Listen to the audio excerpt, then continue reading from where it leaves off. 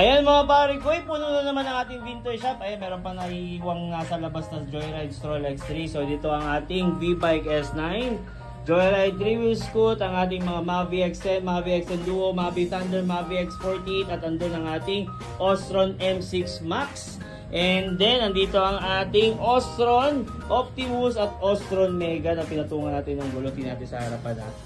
Ayan o, mismo. Hi naman dyan, Mami Joy at Lawrence. Ayan, so pili na mga pare ko, pili na. Yeah. Kuya ako sa aming model, naging mekaniko man. Okay? Marunong ka pala yan.